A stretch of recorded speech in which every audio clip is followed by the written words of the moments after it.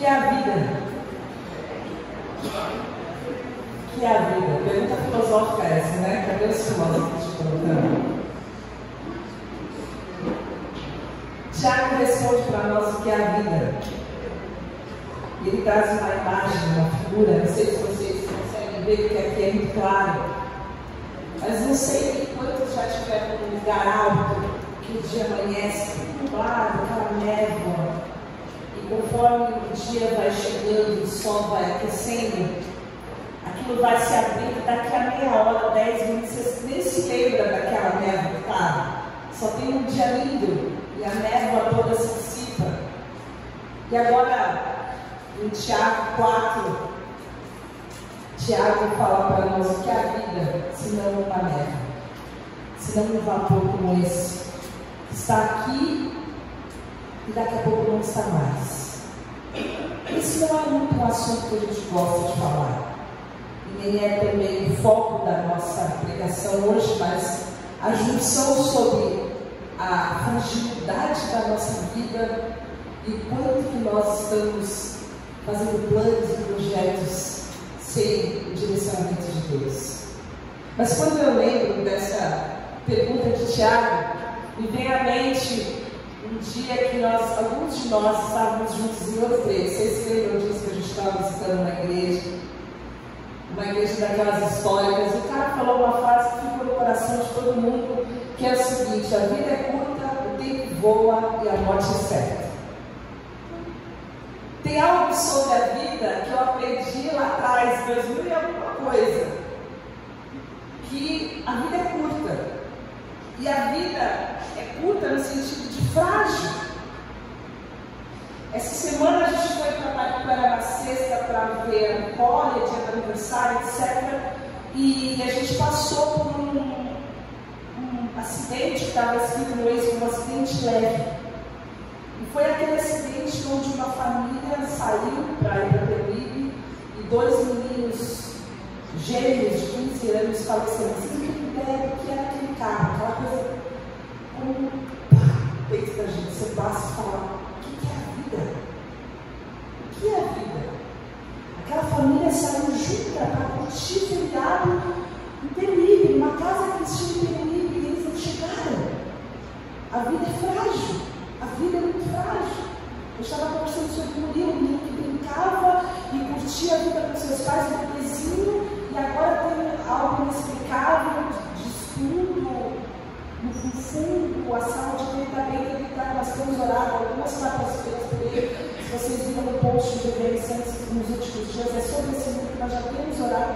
É a amiga da Carol, filha da Edna, passando por uma situação terrível, uma criança com algo que a medicina não consegue resolver. A vida é frágil. A gente está bem aqui e daqui a pouco a gente não está mais. O tempo voa. Eu não sei, mas a gente está ficando mais velho e o dia vai passando mais rápido, mas é por causa da proporcionalidade, tem uma explicação científica para isso.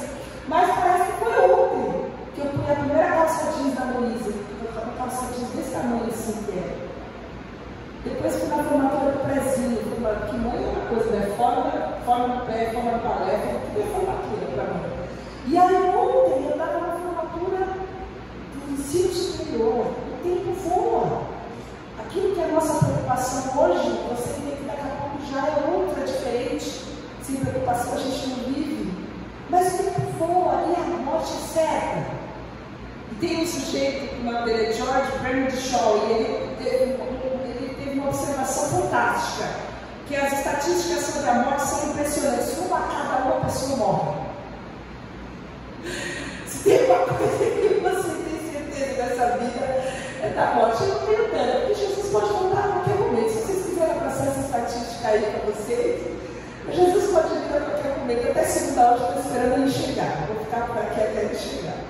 Mas a morte é certa.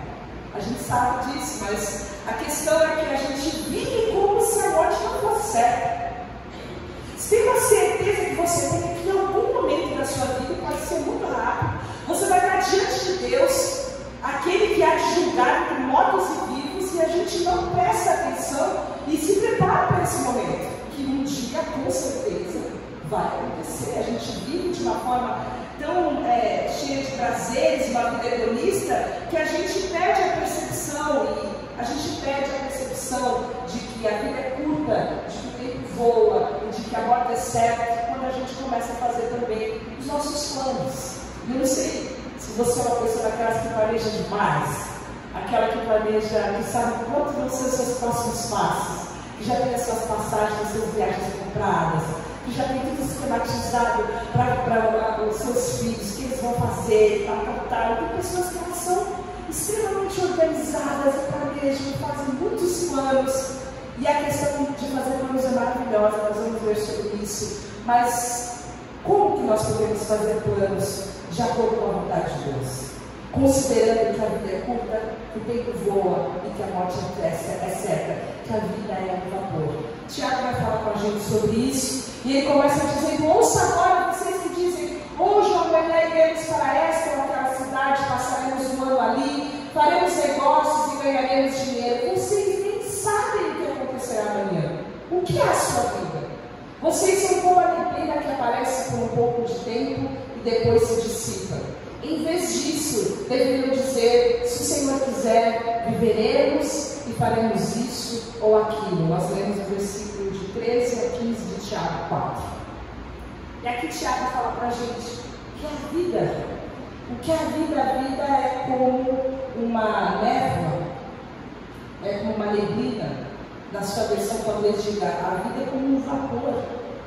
Ela está aqui, você está vendo o vapor do seu café escuro, e daqui a pouco ele já está frio, nunca mais. E a gente entende que quando nós temos essa convicção de que a vida a gente não tem garantia. A gente está forte, saudável aqui, a gente acorda bem, mas a gente não sabe se a gente vai ver o pôr do sol. Essa é a realidade da nossa vida. E se nós não entendemos isso, a gente não vai viver adequadamente com a perspectiva da eternidade com Cristo. Por isso que nos dias de Tiago, os homens viviam planejando também, como eu e você. A gente se prepara, a gente não quer pensar muito, mas amanhã é segunda-feira. A sua cabeça já deve ter batido umas 3 vezes que amanhã é segunda-feira. Mas você fala: mas aqui agora eu vou louvar. Mas só amanhã é segunda-feira eu tenho que fazer, mas agora eu estou aqui na igreja, não posso fazer nada. Porque é da natureza humana essa programação. A gente vive essa expectativa. E nos tempos de Tiago,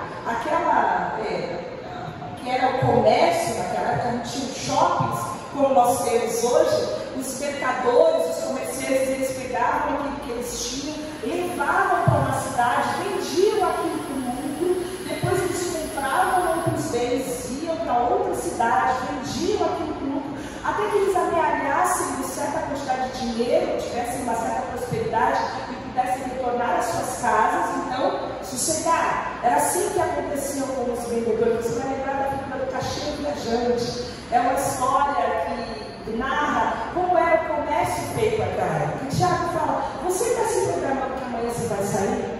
Você vai arrumar suas coisas, você vai arrumar os seus itens, você vai sair para trabalhar, você está planejando o futuro, mas presta atenção. Eu acho muito legal quando ele começa no versículo 13, chamando a atenção. Ele fala o seguinte: ouçam agora. E vem cá, eu quero te falar uma coisa. Para tudo um pouco, pense uma coisa comigo. Presta atenção sobre uma coisa. E ele nos chama para prestarmos atenção sobre essa perspectiva da nossa vida, em que Deus permaneça, como nós acabamos de colocar aqui, em primeiro lugar. Para que a gente possa seguir para o alvo, permanecer em Deus em primeiro lugar nas nossas vidas. Como nós podemos fazer isso? Como nós podemos viver sem achar que nós somos os capitães do nosso destino? Que nós podemos fazer os nossos planos, nós podemos traçar as diretrizes para a nossa vida, nós podemos decidir o que vai ser, para onde nós vamos, se nós vamos subir ou se nós vamos descer. A primeira coisa que nós podemos dizer é que fazer plano não é errado. Fazer plano não tem nada de errado em fazer plano. Inclusive é uma coisa muito boa fazer plano. A Bíblia ensina a fazer plano. Nós temos uma história linda de José, que recebeu uma revelação de que aquele lugar ia passar por 7 anos de fartura, o Egito ia passar por 7 anos de seca, de necessidade, e por causa da organização, por causa dos planos, por causa de uma estratégia, aquele país não só foi muito bem sucedido, como trouxe prosperidade para outros também. A gente tem exemplo bíblico sobre isso, quando a palavra fala. Às vezes gosto de falar essas coisas, eu vou cantar essa musiquinha para mim aqui. Observe a formiga preguiçoso, reflita nos caminhos dela e seja sábio. Ela não tem nem chefe, nem supervisor, nem governante, ainda assim armazena suas provisões no verão e na época da colheita junta o seu alimento. A gente está brincando, mas fala sobre você ter uma organização financeira, sobre você guardar os seus recursos, sobre às vezes você guardar as suas forças, sobre você organizar bem os seus dias, planejar a sua vida. Observe com a formiga, preste atenção como ela faz. A Bíblia nos dá dicas sobre nós planejarmos e organizarmos os nossos dias. Portanto, não existe nenhum problema em planejar um bom. Qual é o problema? É a gente achar que a gente pode planejar sem Deus. E a gente vê em Paulo o exemplo de alguém que sempre falava, ele usava uma expressão: voltarei se for da vontade de Deus, se o Senhor quiser. Você vai ver em Atos 18, 21, 1 Coríntios 4, 19, 1 Coríntios 16, 7, Filipenses 2, 19, Filipenses 2, 24, ele usa essa expressão: se o Senhor permitir. E aí, quando a gente pensa aqui sobre isso, nós estamos entendendo que ele espera que o Senhor dê a ele a oportunidade de fazer a vontade de Deus. Quando nós não entendemos dessa maneira, nós vivemos de uma vida presunçosa. Jesus contou uma história que eu amo, essa história que Jesus contou sobre isso. Você também já conhece, porque eu já falei sobre ela várias vezes. Jesus me contou uma parábola. A terra de certo homem rico produziu muito, e ele pensou consigo mesmo: o que eu vou fazer? Eu não tenho onde armazenar minha colheita. Então ele disse: já sei o que eu vou fazer. Vou derrubar os meus celeiros e construir outros maiores, e ali guardarei toda a minha safra, todos os meus bens. E direi a mim mesmo: você tem grande quantidade de bens armazenados para muitos anos. Descanse, coma, alegre-se com tudo. Deus lhe disse: insensato, essa mesma noite a sua vida será exigida. Então quem ficará com o que você preparou? E essa história de muita gente que trabalha arduamente a vida inteira, que guarda dinheiro, que aplica dinheiro, que investe dinheiro, que tem dinheiro na previdência, que tem dinheiro no bitcoin, que tem dinheiro em tudo quanto é canto, e aí se vai de uma forma tão prematura, porque para nós a morte sempre é prematura, que não tem a oportunidade de fazer uma viagem com a mulher, de levar uma criança no parque, vai viver a vida dela com bens e cuidando somente das coisas materiais. E a vida, ninguém tem controle da vida, porque a vida ela é curta, o tempo voa, e a morte é certa. E esse sujeito recebe de Jesus: agora beleza, você está rico, e o que você vai fazer com esse dinheiro todo? Para quem será? A gente tem ideia que esse sujeito não teve tempo nem de fazer uma família, não teve nem tempo de fazer filho para poder ficar com as coisas dele. O tempo voa, e a gente precisa entender que a gente não tem controle sobre as coisas, e a gente não pode ser presunçoso quando fazemos os nossos planos. Nós erramos ao planejar quando nós planejamos sem começar nossos planos com oração. Nós erramos ao planejar quando planejamos com muita confiança no nosso próprio plano. Erramos ao planejar quando a gente tem muita confiança na nossa habilidade para a gente trabalhar e executar o nosso plano. E a gente erra de forma a presumir a misericórdia de Deus. A misericórdia de Deus sempre estará lá. Na verdade, o erro não é esse. É achar que a gente vai poder jogar a responsabilidade do nosso erro em Deus lá na frente. Não poderemos se a gente não colocou diante de Deus nossos planos. Então, como que nós podemos determinar os nossos planos diante dessas três realidades? A primeira delas é a certeza do futuro, porque o versículo fala: vocês nem sabem o que acontecerá amanhã. E a gente planeja muitas coisas. Eu não sei se você já teve seus planos furados. Como é difícil, né? Tudo organizado, tudo certo, aí você recebe uma ligação. Tudo certo e aí alguma coisa está errada. Tudo certo e você acaba frustrado porque as coisas não saíram como você gostaria. E isso faz parte da arrogância da gente achar que a gente pode perder o futuro. E uma das lições mais tristes e mais necessárias que a gente precisa entender é que Deus é Deus e a gente não é. Deus é soberano, mas nós não somos. Ele controla o futuro, mas nós não controlamos o futuro. E quando nós entendemos isso, a gente deve sim ter seguro. Seguro do carro, seguro da moto, seguro de vida. A gente deve buscar deixar os nossos filhos numa situação confortável. confortável. Mas quantas pessoas você conhece que já recebeu o seguro e voltou para a mesma situação que estava antes de ter recebido? Pessoas que fazem todos os check-ups e cuidam da sua saúde e acham que tem todo o controle porque cuidam da sua saúde, e aí você soube que a pessoa teve um infarto fulminante. Nós não temos controle de nada. Isso não quer dizer que nós não devamos agir com cautela, nós não devamos planejar as nossas vidas, mas nós precisamos entender que nós não temos o controle, nós não temos como cobrir todas as contingências possíveis. A nossa economia pode quebrar. Se você tem o seu dinheirinho guardado, pode acontecer um colo de mel entrar na sua vida e levar todo o seu dinheiro. Os mais jovens não vão saber o que é isso. Talvez se estiverem estudando história, sabe? A gente sabe que toda a nossa segurança não pode estar nas fontes das riquezas. A segunda coisa que o Tiago fala para nós, além da incerteza do futuro, é a fragilidade da nossa vida, que nós temos falado até agora. O que é a nossa vida? A nossa vida é frágil. Eu quero ler 2 versículos sobre isso com você. Mostra-me, Senhor, o fim da minha vida e o número dos meus dias, para que eu saiba quão frágil sou. Deste aos meus dias o comprimento de um palmo, e a duração da minha vida é nada diante de ti.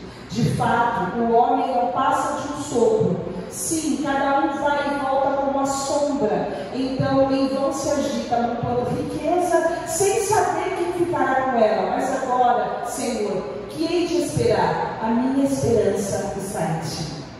Quando o salmista faz uma reflexão sobre o que é a vida, ele fala é como uma sombra. A vida, ele fala, é como se fosse um sopro. A minha esperança não pode estar nessa vida. A minha esperança não pode estar nas riquezas. A minha esperança, ele fala, está em ti. Outro versículo de Salmos também, Salmo 90, fala: os anos da nossa vida chegam a 70 ou 80 para se ter mais vigor. Entretanto, são anos difíceis e cheios de sofrimento, pois a vida passa depressa e nós voamos. Ensina-nos a contar os nossos dias, para que o nosso coração alcance sabedoria.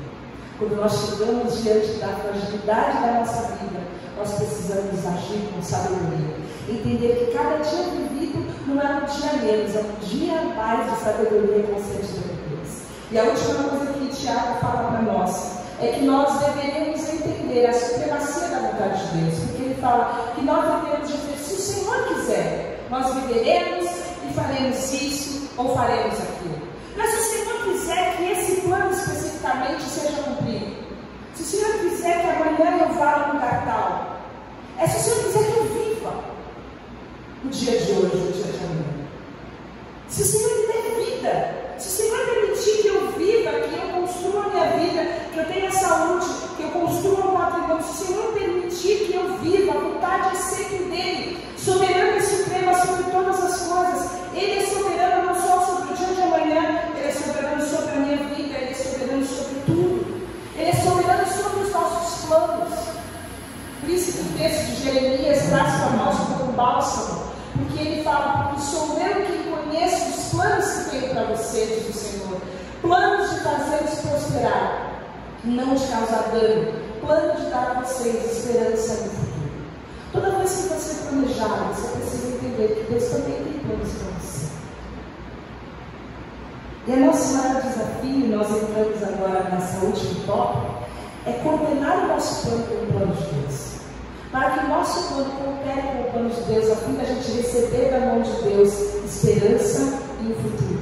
A prosperidade que vem das mãos de Deus e não que vem da minha força, da minha capacidade. Por isso que a última coisa que nós aprendemos nesse texto é que essas 3 realidades exigem humildade e submissão a Deus. Quando nós entendemos a incerteza da vida, da fragilidade da vida, quando nós entendemos a supremacia do poder de Deus, e quando nós temos a consciência de que todas as coisas estão debaixo do governo de Deus, que a nossa vida é essa vida frágil, o futuro é incerto, Deus é poderoso, nós em primeiro lugar entendemos que todo o sucesso da nossa vida vem das mãos de Deus. Existe a possibilidade de, mesmo você sendo cristão, você achar que você vai conseguir sozinho alguma coisa. Parece absurdo e contraditório, né? Mas a gente conta com as pessoas assim, achando que é bom, achando que o que tem foi conquistado com muito suor.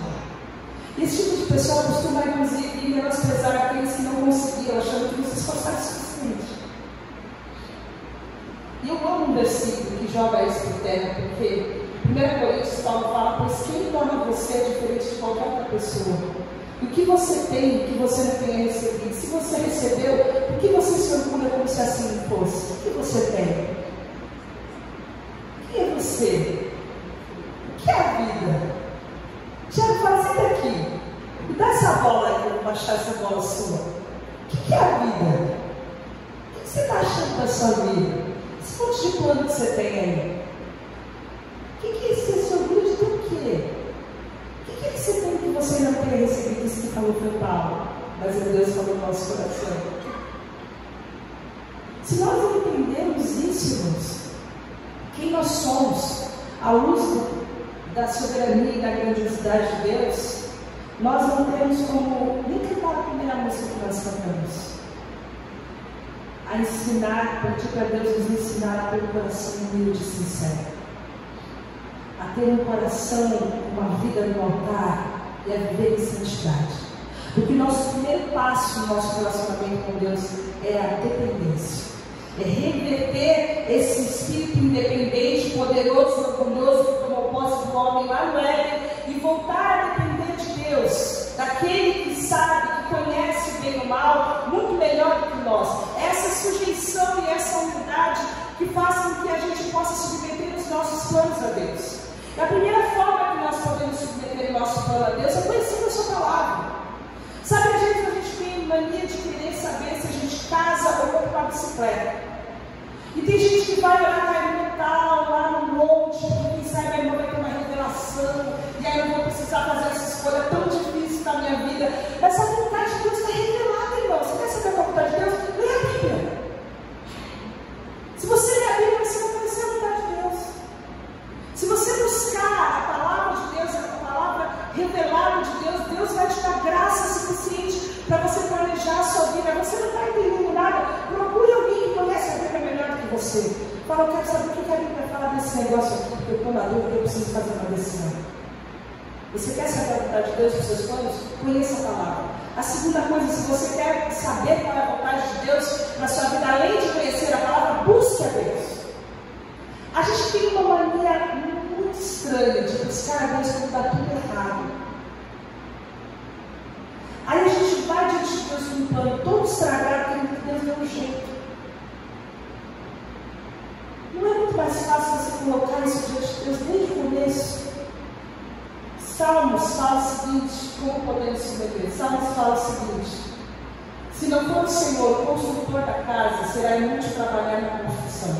Se não é o Senhor quem vigia a cidade, será inútil a sentinela montar a guarda. Se não é o Senhor a cuidar da sua vida, é inútil todo o seu trabalho. Esse é o conceito de dependência e de humildade diante de Deus. Se o Senhor não te capacitar, pode ser que o seu sucesso não seja o que traz um futuro de paz e prosperidade, como diz Jeremias. Você pode ser que não esteja vivendo na dimensão do que o Espírito Santo tem, gerando na sua vida, te capacitando, porque você não está se sujeitando ao governo do Senhor na sua vida. Então precisamos, além de trazer o conhecimento da palavra de Deus, e submeter a palavra de Deus, colocar os nossos planos em oração, entendendo que ao confiar no Senhor de todo o nosso coração, nós não precisamos nos segurar, nos sustentar, nos estribar no nosso próprio entendimento. Nós colocamos os nossos caminhos diante de Deus e Ele direita as nossas veredas. Confia, lança diante de Deus o teu caminho, confia nele, e mais Ele falar. Confia no Senhor. A terceira coisa é que nós devemos aprender a buscar os interesses de Deus em primeiro lugar dos nossos planos. Tarsis leu algum esboço dos filhos de crianças que nós fizemos. Nós precisamos aprender, irmãos, que Deus deve ter o primeiro lugar na nossa vida. E você vai se cansar de ouvir eu falar isso, mas eu não vou cansar de falar. Porque existe um único lugar que Deus pode estar, é sentado no trono, Ele é o nosso Senhor. Tudo na nossa vida deve orientar em torno de Jesus. Jesus deve ser o centro da nossa vida. Todas as nossas escolhas devem ser através dos planos de Deus e da vontade de Deus. Tem um versículo muito conhecido que fala: busque, pois, em primeiro lugar o reino de Deus e a sua justiça, e todas as demais coisas serão acrescentadas. Você quer saber quais são as coisas que eles queriam que fossem acrescentadas em Mateus 6? As coisas que a gente quer que sejam acrescentadas na nossa vida. Eles estavam preocupados com o que eles iam comer, o que eles iam vestir. E aí Jesus faz: busca Deus. Põe Deus em primeiro lugar. Sujeite a sua vida ao governo de Deus. A pergunta que você pode fazer é: o que eu estou procurando fazer? Esse meu plano vai fazer avançar o reino de Deus? Eu estou buscando isso para mim ou estou buscando isso para nós? Como o reino de Deus vai se expandir a partir dessa minha atitude, a partir dessa minha escolha? Como o reino de Deus pode se expandir no meu trabalho? Como o reino de Deus pode se expandir através da minha família? Como o reino de Deus pode se expandir através dos meus relacionamentos? Como o reino de Deus pode se expandir através dos meus relacionamentos de amigos, pessoas queridas? Quando nós entendemos que nós somos agentes do reino de Deus, que nós estamos aqui com uma missão, o reino de Deus deve ser a prioridade da nossa vida. E por último, como nós já falamos, nós precisamos nos curvar ao governo soberano de Deus. Quando nós estamos com um plano que está na palavra revelada de Deus, quando nós entendemos que buscamos a Deus em oração, queremos promover o seu reino, temos orado continuamente buscando a vontade de Deus, a gente vai colocar tudo diante de Deus. E você fala: aí vai dar tudo certo, né? Não necessariamente. Porque vivemos um mundo caído, onde as vontades livres agem e demandam contra nós muitas vezes. Nós já falamos que pessoas boas sofrem atitudes de pessoas ruins, porque o mundo é caído, porque nós estamos vivendo nesse mundo todos os desdobramentos do pecado. Então, pessoas ruins, movidas por um pensamento maligno que governa esse mundo, podem intentar contra nós. E outras vezes, porque Deus, o Pai amoroso, que disciplina os filhos que ama, traz para nós um plano que dá todo estragado para a gente se voltar e buscar Ele no final, já que a gente não tinha buscado Ele no começo. Qual é a certeza que eu tenho quando eu coloco a minha vida diante de Deus? A certeza que eu tenho é que o coração do homem pode fazer planos, mas a resposta certa nos lábios vem do Senhor. Você pode escolher seus planos, e eu espero que eles sejam muito bem-sucedidos. Mas você pode alinhar os seus planos com a vontade do Senhor. Você pode buscar a resposta certa que vem dos lábios do Senhor. Você pode esperar os planos de bem, os planos de prosperidade, os planos de um futuro e os planos de esperança. Ou você pode continuar vivendo a sua vida sem Deus, buscando uma vida onde você busca os seus próprios interesses. Quanto que Deus tem sido glorificado com as nossas escolhas? Como o reino de Deus tem sido expandido a partir do planejamento dos nossos planos? Essa é a pergunta de Tiago. Vocês estão planejando a vida de vocês? E aqui, o que é a vida? A vida é frágil. O dia de amanhã não é um dia certo. E Deus é soberano sobre todas as coisas. A vida é frágil. O amanhã ninguém conhece. Mas podemos confiar naquele que tem sempre a resposta certa. Confia no Senhor. Nós falamos na quarta-feira que confiar e descansar no Senhor é um dos maiores desafios da vida cristã. Quando a gente fala confia no Senhor, não existe uma paralisação disso. A gente sabe como isso é difícil. Principalmente dependendo do momento que você está vivendo, onde você reconhece que você não tem absolutamente controle de nada. Você gostaria que as coisas ao seu redor fossem absolutamente diferentes. Se você olha para a sua vida hoje, você fala: mas não foi essa a vida que eu planejei. Não era aqui que eu queria estar. O que aconteceu para eu chegar aqui? Essa é uma reflexão que todo mundo depois dos 45 vai fazer. Deve fazer de novo aos Nós precisamos colocar as nossas vidas diante daquele que pode todas as coisas, entregar controle nas mãos daquele que tem a resposta certa. É o convite, irmãos. Tiago faz um convite. Confia no Senhor. Deixa sua prepotência, sua arrogância, entrega o seu caminho ao Senhor. Confia nele, e mais o que falar. Você vai se lembrar de outros inúmeros planos que deram errado. E eu tenho certeza que cada um de vocês pode dar um testemunho desse. E que na esquina ainda tinha um negócio muito melhor te esperando. Que aquele negócio, se aquele negócio não tivesse dado errado, você não ia poder gozar da bênção maravilhosa que Deus estava te preparando. Confiar no Senhor é a maior aventura que o Espírito Santo nos leva. E é o meu convite para você nessa manhã. Principalmente para você que gostaria de ter o controle de tantas coisas que estão acontecendo com você, mas você não tem. Confia que o Senhor é poderoso, é o Deus fiel, é o Deus bondoso, é o Deus amoroso, que bondade e misericórdia vão nos seguir todos os dias, até a consumação dos tempos. Vamos orar. Obrigada, Senhor. Obrigada pela tua bondade. Obrigada porque o Senhor permanece fiel, mesmo quando nós somos orgulhosos e prepotentes, mesmo quando buscamos a nossa vontade, antes da tua vontade, mesmo quando deixamos de questionar e perguntar se as nossas atitudes estão dentro dos teus planos, se nós glorificamos o teu nome para a nossa vida.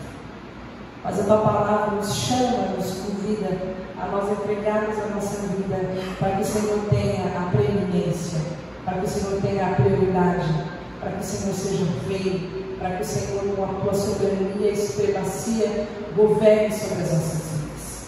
Eu quero colocar cada família diante de ti, cada pai de família aqui, que está como cabeça das suas famílias, da sua esposa, dos seus filhos, e aqueles que não estão, mas que estão representados por suas famílias, para que o Senhor possa trazer a Deus a tua graça, a tua sabedoria, para que o Senhor traga amor, para que o Senhor traga a firmeza necessária, para que eles possam confiar e buscar o Senhor. Quero colocar, Deus, as pessoas que precisam de ti. O Senhor sabe quantas situações fugiram do controle e nós estamos à deriva, dependendo absolutamente da tua bondade, da tua misericórdia e do teu milagre.